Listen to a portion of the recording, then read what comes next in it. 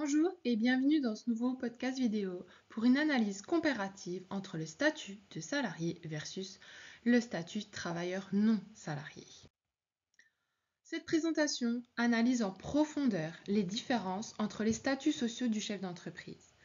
Nous comparerons avec précision le statut salarié, caractéristiques, avantages et implications financières avec des données chiffrées.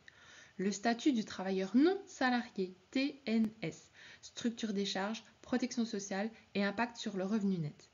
Analyse comparative avec un impact réel sur le coût pour l'entreprise et le revenu disponible pour le dirigeant. Voici un exemple chiffré entre le statut de salarié et le statut de TNS avec un revenu dans la poche de cette personne de 48 000 euros net. Nous allons détailler le calcul. Donc l'analyse des statuts sociaux. Statut salarié, positionné à gauche. Il présente une structure de charges plus complexe avec des prélèvements patronaux et salariaux. Le statut travailleur non salarié, il est positionné à droite. Il montre une structure simplifiée, mais avec des spécificités importantes en matière de protection sociale. Le cas du salarié, les chiffres clés. 84 000 euros de coûts entreprise, ça représente 40% de charges patronales. Pour un salaire brut annuel de 60 000 euros, qui représente 20% de charges salariales, 48 000 euros donc de salaire net pour le salarié.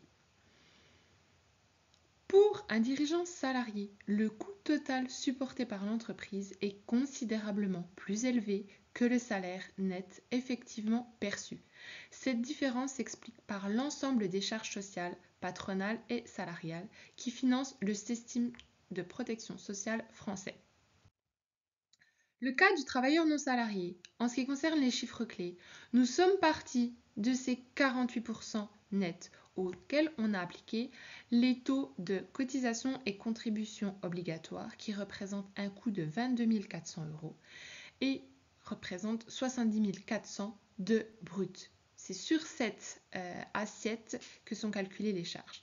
Le statut de travailleur non salarié présente un coût global inférieur pour l'entreprise par rapport au statut salarié, avec une répartition différente des cotisations sociales qui impacte directement la protection sociale du dirigeant. Comparaison rapide des charges. Statut salarié, les charges patronales environ 40% du salaire brut, les charges salariales environ 20% du salaire brut. Le coût total 60% des charges sur le salaire brut. Financement d'une protection sociale complète. En ce qui concerne le statut travailleur non salarié, les charges sociales sont environ 30% du revenu imposable. Le système dégressif, selon le niveau de revenu, nous le verrons un petit peu plus loin.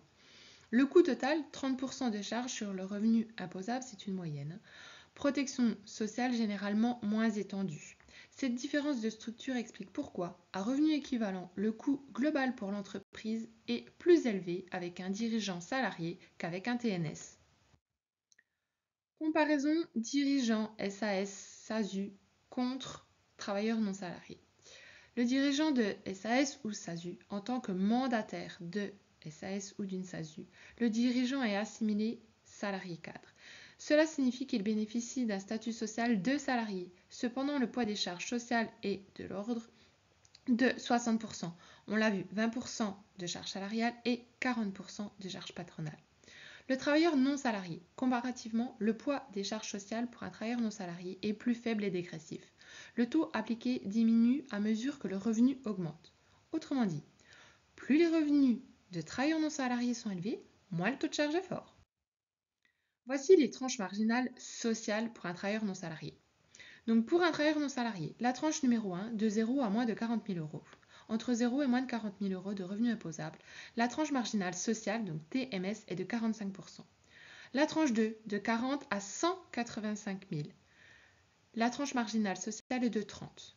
De 185 000 à 230 000, la tranche marginale sociale est de 22%. Au-delà de 230 000, la tranche marginale sociale est de 21%. Donc, un travailleur salarié coûtera moins cher à l'entreprise qu'un salarié. Implications sur la retraite et la prévoyance. En ce qui concerne les salariés, cotisation retraite plus élevée, régime général plus complémentaire, droit à la retraite généralement plus avantageux, meilleure couverture prévoyance, incapacité, invalidité, accès à l'assurance chômage en cas de perte d'emploi, indemnité journalière en cas d'arrêt maladie. Travailleurs non salariés, cotisation retraite calculée différemment selon le régime. Droit à la retraite souvent moins avantageux, couverture prévoyance de base plus limitée. Pas d'accès à l'assurance chômage, sauf régime volontaire. Indemnité journalière plus restrictive. Synthèse des avantages et inconvénients en fonction des statuts. Donc pour le statut de salarié, les avantages, protection sociale complète, assurance chômage, meilleur droit à la retraite, indemnité journalière plus avantageuse. Inconvénients, charges sociales plus élevées, coût global plus important pour l'entreprise, moins de flexibilité dans la rémunération. Travailleurs non salariés, charges sociales réduites, coût global inférieur pour l'entreprise, plus grande flexibilité de rémunération, possibilité d'optimisation fiscale. Les inconvénients, couverture chômage limitée ou inexistante, protection sociale de base plus restreinte, nécessité de compléter par des assurances privées. Conseil pratique, comment choisir? Le choix entre statut salarié et TNS doit prendre en compte plusieurs facteurs personnels et professionnels.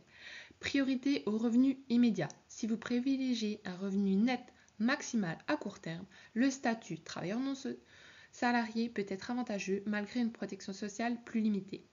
Sécurité et protection sociale. Si vous recherchez une protection complète, chômage, maladie, retraite, le statut salarié offre plus de garanties malgré son coût plus élevé. Horizon temporel. Pensez à vos objectifs à long terme, notamment concernant la retraite et la transmission de votre entreprise. Fiscalité globale, l'analyse doit intégrer non seulement les charges sociales, mais aussi l'impôt sur le revenu et la fiscalité de l'entreprise. Conclusion et prochaine étape. Merci d'avoir suivi cette présentation détaillée sur les différences entre statut social et travailleurs non salariés.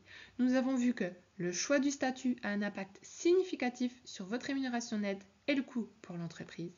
La protection sociale diffère considérablement entre les deux statuts. Une analyse personnalisée est essentielle pour optimiser votre situation. Pour aller plus loin, consultez-moi pour analyser votre situation spécifique et déterminer le statut le plus avantageux selon vos priorités personnelles et professionnelles. Merci et à très bientôt pour un prochain podcast.